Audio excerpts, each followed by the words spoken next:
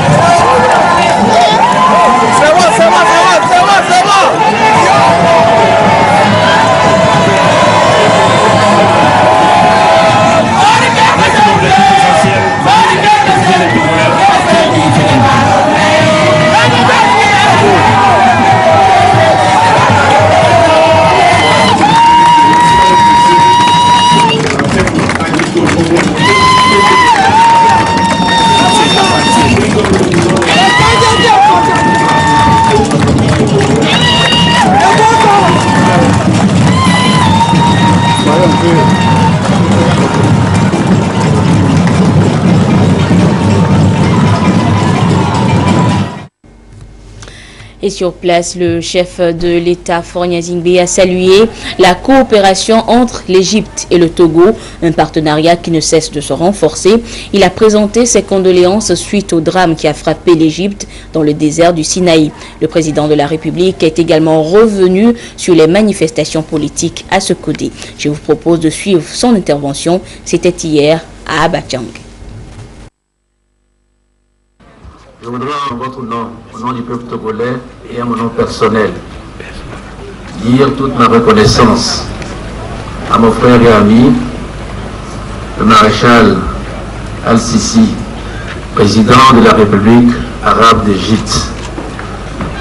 De dire un grand merci de la part du peuple togolais pour la qualité de notre coopération et pour l'impulsion qu'il imprime à celle-ci.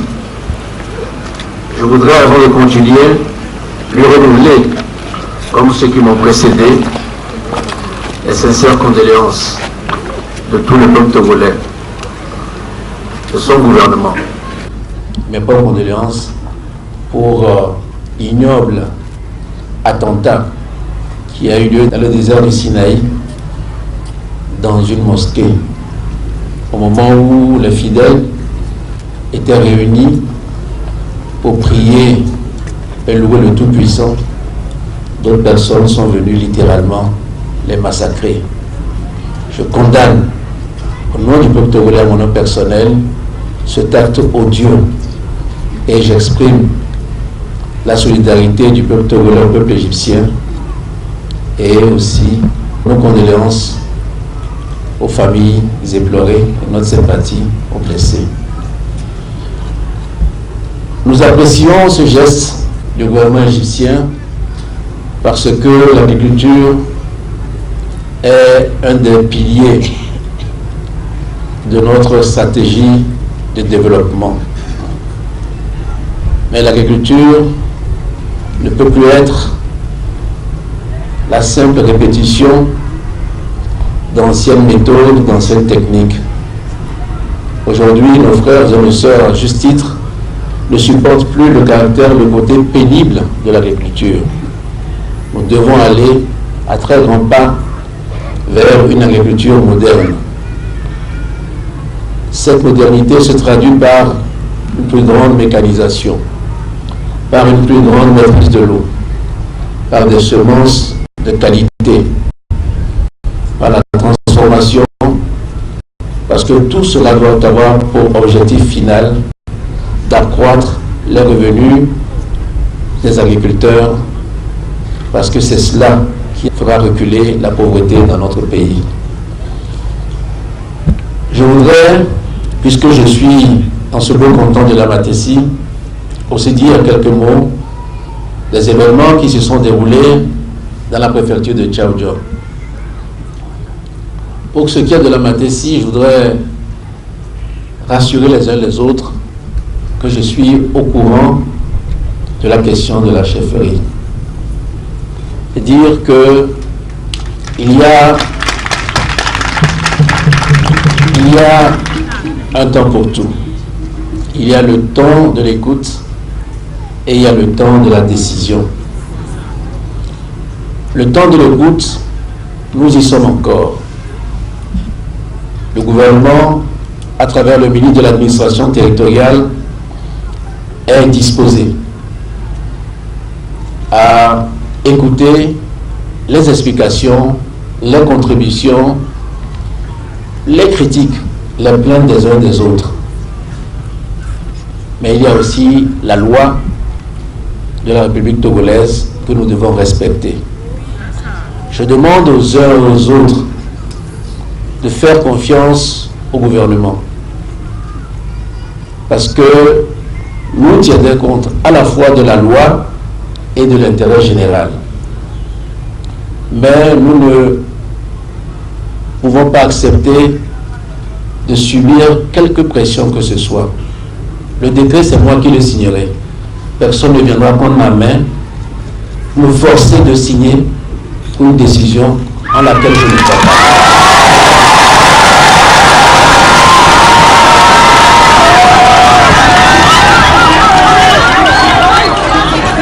J'écouterai tout le monde et j'aurai à l'esprit l'intérêt général. Alors ceux qui ont des idées, nous sommes à l'écoute. Le ministre est à l'écoute et moi-même je suis à l'écoute. Ensuite, je voudrais parler de la situation de Sokodé et dire qu'il est temps que les choses se normalisent à Sokodé. Il est temps que les conditions soient créées pour cette normalisation. Et pour cela, chacun doit y contribuer. Le problème n'est pas né par hasard. Les causes, vous les connaissez comme moi. Les conséquences, nous savons quelles sont les personnes qui sont en train de les subir. Et ça nous fait tous mal. Nous sommes tristes. Nous ressentons une douleur. Ce n'est pas le temps de pointer du doigt telle ou telle personne en disant que tel est responsable ou pas. C'est le temps de dire que nous devons rechercher les solutions. En retournant à Kara, je vais m'arrêter à Sokodé. J'écouterai les chefs de canton, j'écouterai les femmes, j'écouterai les jeunes et les imams, et je me ferai une idée de la situation. Mais il faut que la quiétude, il faut que la tranquillité revienne à Sokodé, dans la préfecture de Tchaoudjo et dans tout le pays. Et je vous promets que nous y arriverons. Nous y arriverons. J'ai bien dit nous arriverons, ça veut dire que vous et moi. Personne ne doit se dérober. Chacun doit prendre ses responsabilités.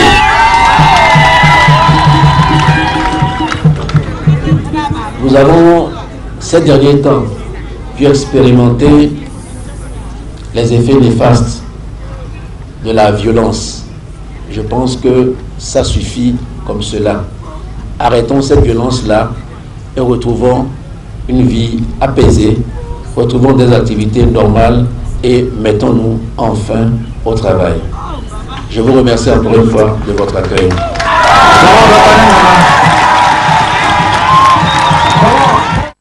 Le président de la République a donc posé hier samedi la première pierre de la ferme agricole moderne égypto-togolaise d'Abachang Fameta. On l'aura donc compris par sa dénomination que cette future ferme est le fruit du partenariat entre les deux pays et contribuera au renforcement de la recherche agricole, à l'amélioration de la productivité et à la formation des producteurs. Les précisions avec la marque Ojona. Dévoilement de la stèle et pose de la pierre, voilà l'acte du chef de l'État, Faure Sozimna Gnassingbé, à Abachang. Le président de la République donne ainsi le coup d'envoi des activités de la ferme agricole moderne égypto-togolaise Fameta de cette localité située à une trentaine de kilomètres de Sokodé. La Fameta est installée sur une superficie de 150 hectares où seront cultivés du maïs, du riz, du sorgho, du tournesol, du colza, de petits pois et du soja, mais le blé sera la plus importante culture. Avec un aménagement hydro-agricole, il sera aussi développé l'aquaculture. D'un coût d'environ 1 milliard de francs CFA, ce projet vise aussi le renforcement de la recherche dans le domaine agricole en vue d'améliorer la productivité des spéculations végétales, animales et halieutiques. Ce projet entre dans le cadre de la coopération sud-sud égypto-togolaise qui permet de renforcer les liens de solidarité entre les deux pays. L'un des plus importants objectifs de développement durable est la sécurité alimentaire. Par l'augmentation de la productivité des cultures vivrières afin d'atteindre l'objectif fin zéro. Nous souhaitons sincèrement que nos connaissances d'expertise permettront d'atteindre ces objectifs et que nos deux experts présents aujourd'hui sur le sol togolais, choisis en tenant compte de leur réputation, feront leurs preuves dans un futur très proche. La Fameta va non seulement participer davantage à la garantie de la sécurité alimentaire, mais créer aussi des emplois. Le secteur agricole reste une priorité du gouvernement et entre également dans le programme social du président de la République, celui d'améliorer sensiblement le développement socio-économique du Togo. Excellence, Monsieur le Président de la République, dans le cadre de votre quinquennat en cours basé sur le social, ce projet vient rallonger la liste des nombreuses actions que vous avez engagées dans la préfecture de Tchaoudjo et qui visent à améliorer durablement les conditions de vie de toutes les populations sans discrimination d'ethnie, de religion ou d'appartenance politique. Au nombre de vos multiples actions, je peux citer la construction de l'usine de transformation de soja en huile de soja dans le canton de Paratao à l'est de la ville de Sokodé, la mise en place de la zone d'aménagement agricole planifiée ZAP dans le canton de Kolina au nord de la ville de Sokodé avec ses 100 hectares d'anacardier, son magasin de stockage de 350 tonnes, une aire de séchage et des bassins piscicoles en cours d'installation. Au sud de la ville de Sokodé, dans le canton de Lamatessé, la création de la ferme agricole moderne égypto-togolaise d'Abachang, qui fait l'objet de cette cérémonie que vous présidez personnellement aujourd'hui malgré votre agenda très chargé. Dans le cadre des facilités que vous accordez aux acteurs du secteur privé, vous avez, avec votre homologue béninois de l'époque, installé la centrale électrique de Kidéodé à la sortie nord de la ville de Sokodé pour stimuler la création des unités de transformation agro-industrielle par le secteur privé. La ferme agricole moderne égypto-togolaise d'Abachang est subdivisée en 5 unités opérationnelles, à savoir le département du machinisme, le département de la production végétale, le département des productions animales et halieutiques, le département de la transformation agro-industrielle et de la commercialisation et le département de la formation et de la recherche.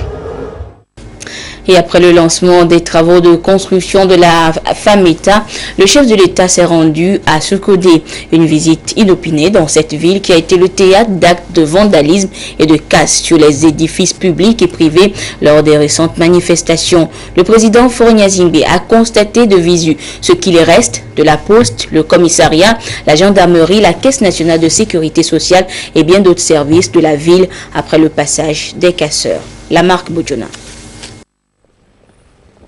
La ville de Sokodé est devenue depuis la nuit du 16 octobre 2017 une ville méconnaissable due aux actes de vandalisme des jeunes.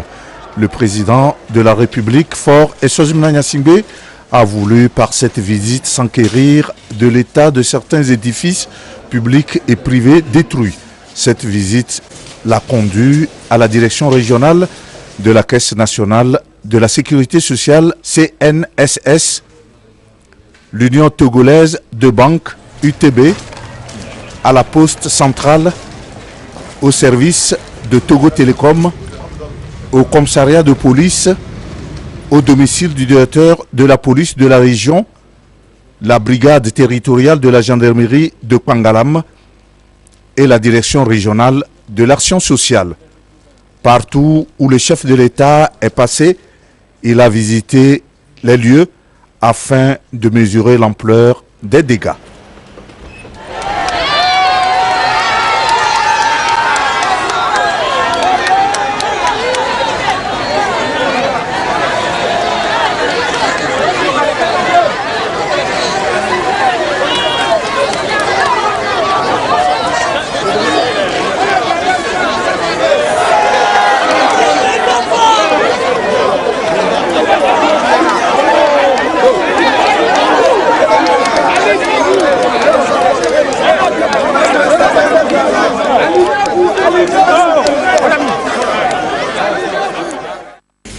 Et après ce tour de ville, le chef de l'État a rencontré les représentants des forces vives de la préfecture de Tchaoudjo. Il s'agit des chefs traditionnels, des représentants de femmes, des jeunes, la communauté religieuse et cadres de la préfecture. Et c'était à l'hôtel de ville de Tchaoudjo.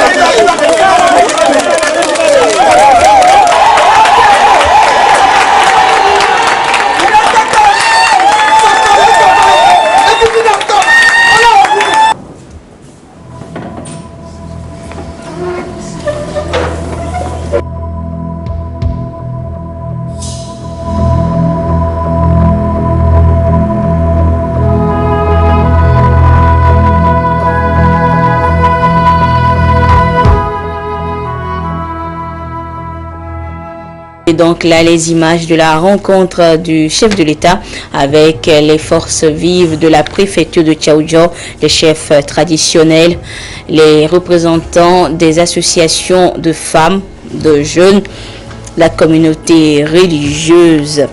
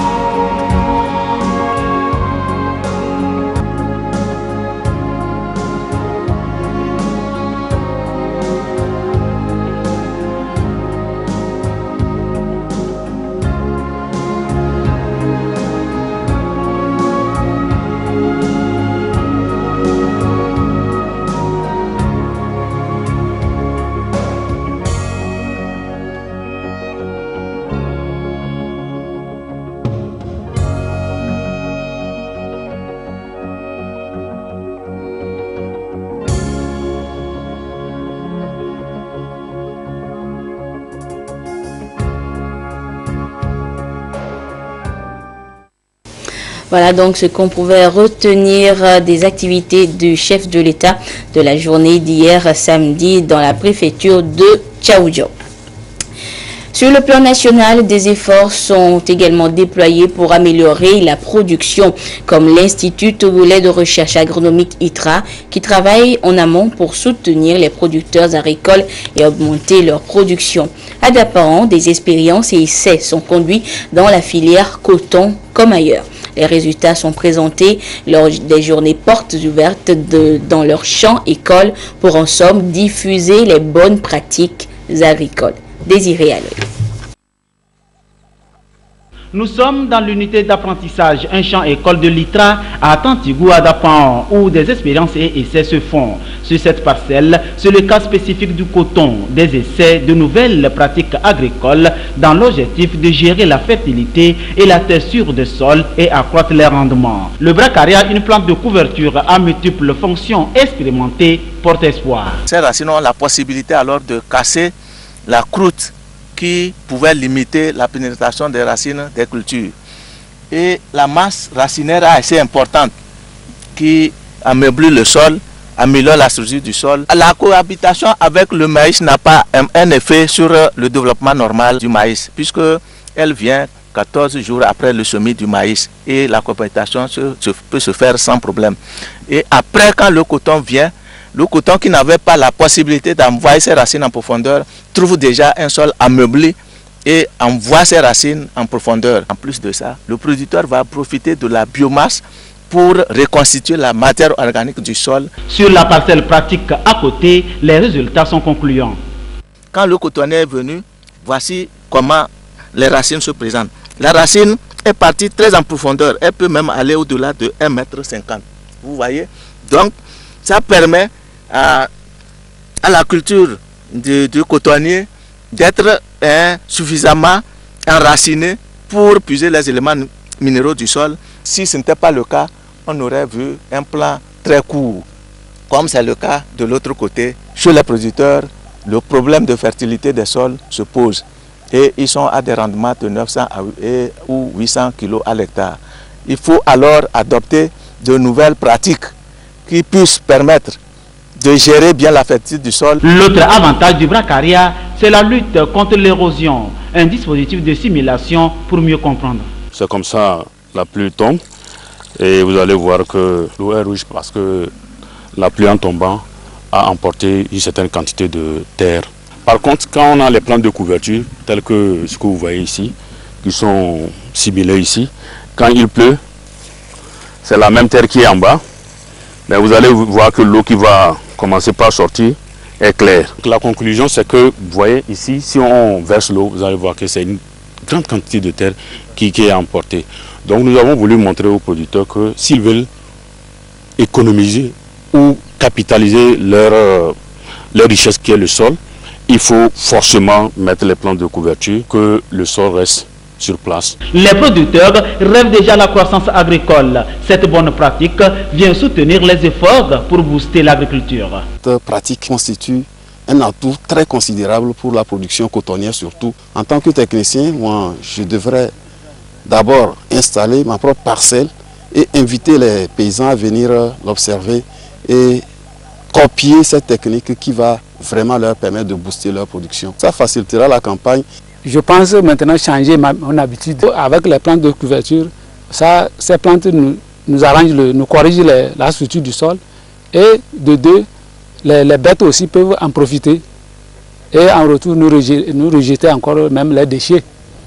Donc c'est une bonne pratique que nous devons vraiment conseiller nos collègues paysans à prendre l'initiative, à changer de mentalité.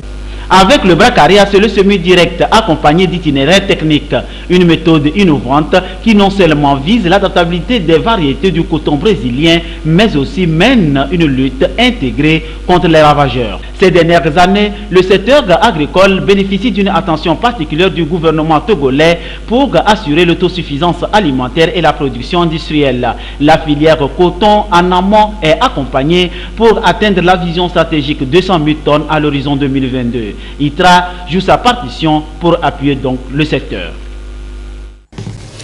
La technologie au service des affaires, c'est le thème retenu pour la 14e édition de la Foire internationale de Lomé qui bat son plein depuis vendredi. Elle est donc orientée vers les technologies innovantes à même de faciliter le quotidien des populations et accompagner les sociétés et entreprises dans leur fonctionnement. Quelques-unes de ces innovations numériques nous sont présentées dans ce dossier par Luc Assi. L'économie numérique érigée au premier plan de l'acte 14 de la Foire internationale de Lomé. Applications et logiciels ainsi que des machines innovantes sont conçus chaque jour par des jeunes pour répondre aux besoins quotidiens des populations et faciliter le travail aux entreprises. C'est le cas de Marsdos Mobile qui propose une plateforme qui présente tous les produits de la foire en ligne. Nous installons une plateforme sur laquelle vous pouvez trouver tous les produits de la foire. Tous les exposants y sont enregistrés avec leurs produits. Des partenaires ont leur page privilégiée. Et surtout, il y a des plans interactifs où quand quelqu'un vient au niveau de la foire, il a envie de savoir où se trouve tel exposant et qu'il ne sait pas exactement où il se trouve. Il peut chercher l'exposant et trouver sa position exactement au niveau de la foire. À quelques enclaves de là, sont exposées des machines agricoles fabriquées par le groupement des jeunes soudeurs de Kara. Nous avons apporté comme machine pour la population un moulin à farine. Et c'est un moulin spécialement conçu qui écrase toutes choses, tout ce qu'il faut moudre. Et en plus, on a amené aussi le pro-volaille. Le pro-volaille, c'est pour aider les paysans à élever les volailles. Nous avons amené aussi la pulpeuse pour pouvoir donner essence à ceux qui fabriquent l'huile rouge en des tonnes. Nous avons aussi amené la machine que nous appelons moulin à farine. Des bornes de paiement sont désormais installées sur le site de la foire. Elles portent les griffes d'un jeune Togolais. Vous dites que vous voulez acheter du crédit de communication, on va vous demander de saisir votre numéro de téléphone. Le numéro est automatiquement validé et on va pouvoir passer à l'étape suivante. On va reconnaître quel est l'opérateur téléphonique associé à ce numéro de téléphone. Et en passant à l'étape suivante, vous allez pouvoir choisir le service pour lequel vous voulez recharger votre téléphone. En passant à l'étape suivante, on va procéder au paiement. Et donc on a la banque qui clignote vert et je vais pouvoir payer mes 5000 francs CFA. Donc là, je vais pouvoir insérer mes billets. Et donc la banque va reconnaître automatiquement les vrais billets des faux billets. Tous les faux billets vont être automatiquement rejetés. Donc j'ai bien inséré 5000 francs CFA et je vais pouvoir passer à l'étape suivante où la banque va enregistrer le paiement. Je fais ma commande en ligne. Une fois que j'ai fait ma commande en ligne, je vais recevoir un code à 4 chiffres par SMS. Les téléphones sont dans toutes les poches. Et je vais pouvoir me rendre dans un point relais qui va me proposer ce service-là. En me rendant dans le point relais, je vais pouvoir sélectionner le service. On va m'expliquer que le système fonctionne de façon automatique. Il entend donc dématérialiser les moyens de paiement à travers ses inventions. Les billets d'entrée sur le site de la foire sont aussi disponibles via le net. Et outre ces technologies, des produits sont également exposés à la Foire internationale de Lomé et une part belle est toujours faite aux produits made in Togo. Et nous vous proposons maintenant un zoom sur ces produits locaux que vous aurez à coup sûr l'occasion de découvrir et même d'acheter à la 14e Foire de Lomé. Et c'est avec Clarisse Atikle. De l'habillement aux cosmétiques en passant par l'agroalimentaire, le jeune Togolais fait parler de lui à la 14e Foire internationale de Lomé. Ces différents produits faits à base de feuilles et du fruit de noni, par exemple, viennent du terroir, de même que ces farines de maïs enrichies. Nous sommes venus ici avec deux innovations dans l'industrie agroalimentaire. Nous faisons des aliments enrichis en vitamines et sels minéraux à base des produits du terroir. À la fois, nous savons que c'est une manifestation commerciale internationale de surcroît. C'est le lieu d'apporter cette bonne nouvelle à tous les visiteurs. L'information, quand on a l'information, on peut décider de quoi manger, quoi choisir pour son alimentation. Voilà pourquoi nous sommes ici, d'abord pour notre visibilité, ensuite pour apporter cette bonne information de nutrition aux visiteurs. Aussi, nous voulons avoir des partenaires à l'export. Le noni, c'est un jus qui aide pour les mots. Nous sommes là pour informer les gens sur le noni, comment prendre le noni. Parce qu'il faut lutter pour la santé des autres, pas les nuire en disant que moi je veux de l'argent, je veux faire du commerce. Ce n'est pas ça notre objectif. Mais faire connaître qu'est-ce que c'est que le noni, qu'est-ce que ça fait, quel dosage il faut prendre. Et si quelqu'un est intéressé, il peut acheter. Ces perles, montées avec créativité et élégance, sont également des produits made in Togo exposés à la 14e foire internationale de Lomé pour valoriser la beauté africaine. C'est la première fois que nous venons ici à la foire Togo 2000. Nous allons souvent dans les foires étrangères telles que la foire de Mali, Sénégal, la Côte d'Ivoire, Bobo Dioulassou et Ouagadougou. Nous voulons montrer notre performance, c'est-à-dire aider les gens à confectionner des perles. Par exemple, si vous venez chez nous à la boutique, vous-même vous allez acheter les perles et puis nous qui sommes à l'intérieur, on peut vous aider à monter des perles. À retrouver également à la foire de Lomé des jus de fruits et de souchet ou fiolet, une nouvelle boisson 100% togolais. C'est une boisson extrait de souchet et fio, communément appelée en éveil. Et c'est une boisson énergétique et revitalisante. Donc elle a plusieurs vertus. Elle permet d'équilibrer le régime alimentaire. Elle a des vertus de jouvence aussi. Elle combat le cholestérol. C'est un nouveau produit sur le marché. EFIO, c'est un produit connu localement. Donc nous voulons avoir plus de visibilité sur ce produit et que toute la population togolaise puisse la consommer. Ce sont autant de produits et articles fabriqués au Togo par des compatriotes togolais. Quoique la foire Made in Togo leur offre déjà l'opportunité de se faire connaître, la 14e foire internationale de Lomé est également une occasion pour faire leur promotion et leur permettre de nouer des partenariats. Et vous avez encore moins de 2 semaines pour découvrir tous ces produits made in Togo. 4 communautés ont été ciblées pour bénéficier du projet ProSport de la GIZ au Togo.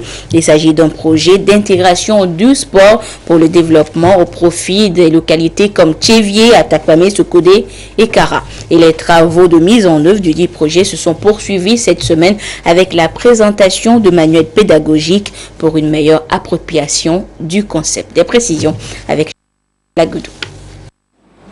Monsieur le Président de Fédération. Au lendemain des travaux de réflexion sur l'intégration du sport et développement, les acteurs du domaine sportif s'approprient le contenu des manuels pédagogiques portant sur l'atteinte des objectifs de développement durable O2D. Un canal de renforcement des capacités initié par la coopération allemande de GIZ dans son projet ProSport pour l'intégration de la dynamique du sport pour le développement au sein des structures togolaises. Le sport pris dans ce concept et respectant les normes de qualité exigées par l'UNESCO doit servir de support et de développement. Et à ce titre, doit être utilisé comme élément intégré dans les programmes de développement de notre pays de façon holistique. Ces manuels sont des outils pédagogiques qui vont être mis à la disposition des animateurs et animatrices de sport, à la disposition de l'INGS, afin que cette dynamique de sport et développement puisse être éventuellement intégrés dans les curriculums qui sont enseignés au niveau de l'Institut. Le Togo est le seul pays francophone à bénéficier de ce projet. Selon l'ambassadeur de la République fédérale d'Allemagne au Togo et la direction de la GIZ, c'est le fruit de la bonne coopération entre Berlin et Lomé. Le projet a appuyé l'élaboration de 4 manuels de poche dans 4 disciplines sportives: le football, le basketball, le handball et le volleyball. Le sport est reconnu par les Nations Unies d'être un moyen pour promouvoir l'éducation, la santé, le développement et la paix. Et il est vraiment important de souligner que ce secteur, cette initiative aussi, peut contribuer et va contribuer pour achever les objectifs du développement durable. Le directeur du cabinet, Franck Missité, représentant le ministre en charge des sports, a exprimé la gratitude du gouvernement togolais aux initiateurs du projet ProSport et a invité les acteurs concernés à mettre à profit ce projet pour donner au sport toutes ses valeurs constructives. Il a également fait un plaidoyer en vue de l'extension du projet au-delà de 2018. Rentrée pastorale 2017-2018, ce jour, dimanche de Christ Roi, que les universitaires ont également choisi pour remettre la nouvelle année au bon soin de Dieu. Une messe a été dite pour la circonstance à la paroisse universitaire Saint-Jean apôtre de Lomé. Retour sur l'Eucharistie pour la rentrée pastorale et universitaire avec Yasmine Kodia et Arnaud Kili. Une messe d'action de grâce pour la rentrée académique de la paroisse universitaire de Lomé. Les responsables de l'université de Lomé confient ainsi la rentrée universitaire à l'Esprit Saint afin qu'il protège tout le personnel et les étudiants. N'ayons pas peur d'écouter le Saint-Esprit qui nous suggère des choix audacieux. C'est le thème de l'année qui sera développé pour le raffermissement de la foi en Jésus-Christ. Depuis 11 ans, l'équipe des curés, en lien avec les différents organes de la pastorale qui œuvrent cette paroisse, on se réunit pour prier et chercher ensemble un thème fédérateur, un thème qui puisse nous mobiliser aussi bien dans les activités de formation que humaines que chrétiennes. D'où le choix de ce thème-là qui a été inspiré d'une certaine façon par le synode consacré aux jeunes qui est annoncé l'année prochaine. Donc c'est un peu un thème qui a été inspiré et qui est ressorti de la lettre du pape adressée aux jeunes dans le cadre de la préparation de ce synode. Un thème qui appelle à un engagement chrétien pour une participation active à la vie de l'Église et à des activités universitaires. La mission, c'est d'essayer de vivre au mieux ou d'apporter au mieux les valeurs évangéliques et de les incarner dans notre vie quotidienne, notre vie professionnelle, qu'on soit enseignant, qu'on soit étudiant, qu'on soit personnel, administratif ou technique. Et nous avons toute une série de projets qui rentrent dans la formation humaine, intellectuelle et spirituelle, parce qu'il faut nourrir l'homme, le former, pas seulement intellectuellement, mais spirituellement. Et pour cela, nous avons, toute l'année, nous allons offrir des tables rondes, des conférences. Nous avons prévu même un colloque. La vice-présidente de l'université de Lomé a, dans son adresse à la famille de Dieu, remercié le clergé et les autorités togolaises pour leur appui multiforme pour le bon fonctionnement de leur institution. Elle a annoncé les chantiers et les réformes en cours à l'université de Lomé pour l'inscrire dans la modernité. Ils ont prié pour la paix et la sécurité au Togo, des valeurs qui favorisent le développement. La culture fait encore parler d'elle avec le lancement du Festival des films africains émergents. Et cette semaine à Lomé, les amoureux du 7e art ont eu l'occasion d'apprécier des œuvres cinématographiques venues d'Afrique et d'Europe. Et pour cette 4e édition, le festival était placé sur le thème « Quel financement pour le cinéma d'Afrique ?» Sergine Raimondo et Dodo Waré. 2 films projetés ici à l'hôtel Edaoba pour le grand bonheur des spectateurs. Pile à l'heure, du cinéaste ivoirien Mariam Doumbouya dénonce les surdosages en médecine traditionnelle ou moderne et le pacte du cinéaste togolais Joël Tiedré relate un fait de la société. C'est la 4e édition du Festival des films africains émergents qui est ainsi lancé. Soit des films qui sont d'un niveau assez élevé mais qui n'ont pas l'occasion d'être suffisamment diffusés et qui ne se diffusent pas sur les chaînes de télévision, qui ne passent pas suffisamment dans les festivals de films. Nous avons essayé de sélectionner ces films, nous sommes allés les chercher pour les mettre à lumière. Ces 2 films de court-métrage sont appréciés aussi bien par les spectateurs que par les professionnels du 7e art. J'ai vraiment aimé le film Pile à l'heure. C'était vraiment drôle. Mais en fait, ce qui m'a un peu plus attristé, c'était le 2e film, Le Pacte. Je me réjouis d'autant plus que je vois le dynamisme et je vois la qualité des films en compétition.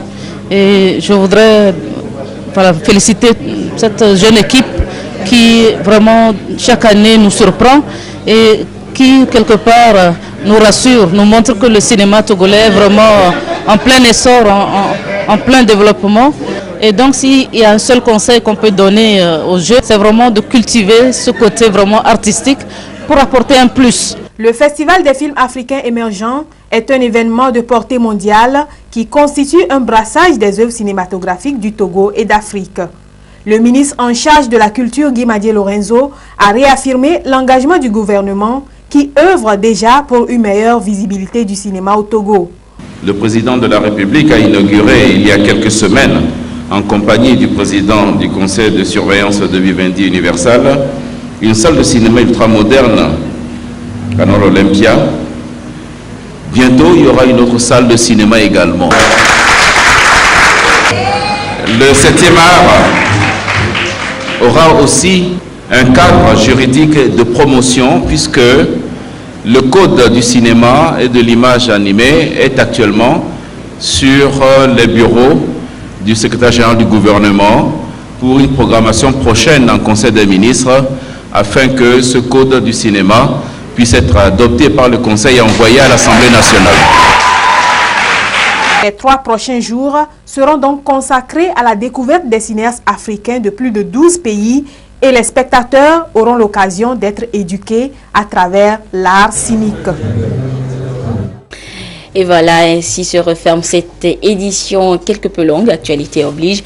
Merci de votre fidélité à la télévision togolaise. À 22h30, vous serez en compagnie de Adolphe Faka pour la dernière édition du journal. Au revoir.